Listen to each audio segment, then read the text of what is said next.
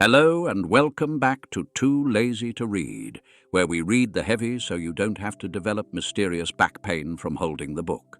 And I am back. Yes, Clara has returned. Reports of my disappearance have been greatly exaggerated.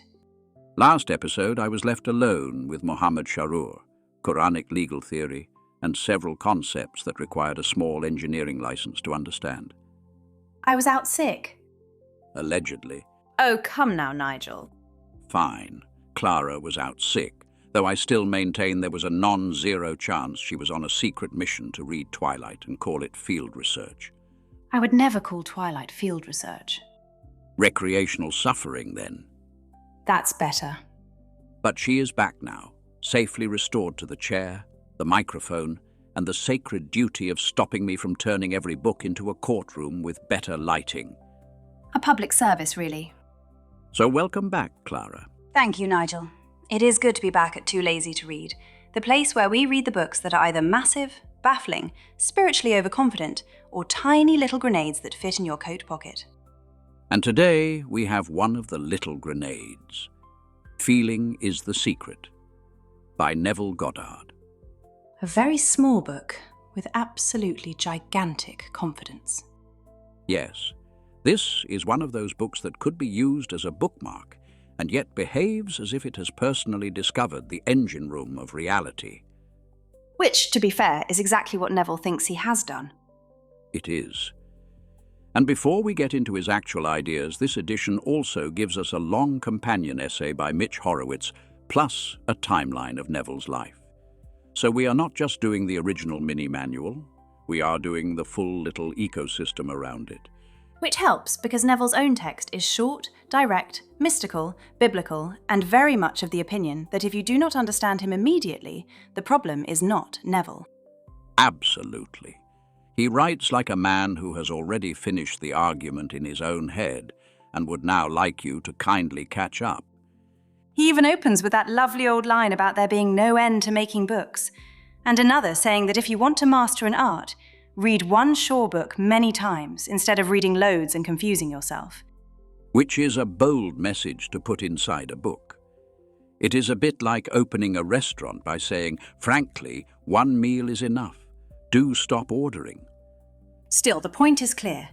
Neville does not want to bury you under theory. He wants to give you one method and tell you to use it. Exactly. And the foreword makes that plain. He says this book is about realizing desire, not admiring desire, not discussing desire in a tasteful seminar, realizing it.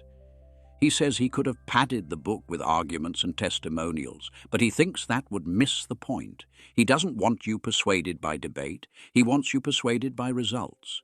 Which is such a Neville move. He is basically saying, I am not here to charm your skepticism. Go and test it yourself. That is the whole spirit of the book. He omits the evidence parade and instead offers a challenge. Practice the law of consciousness, and your own success will convince you more than any stack of books could.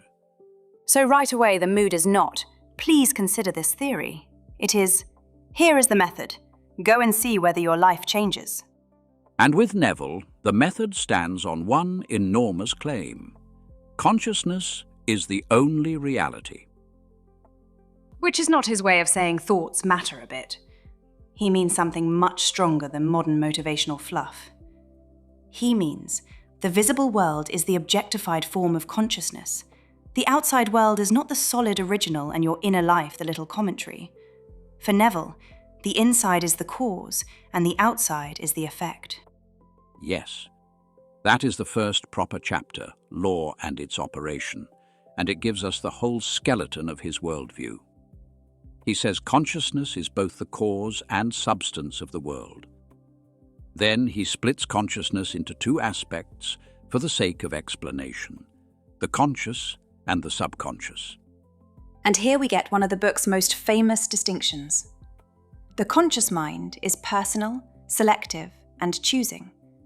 The subconscious is impersonal and non-selective. The conscious generates impressions. The subconscious receives them and expresses them. Neville also uses very old-fashioned masculine and feminine language here. He calls the conscious male and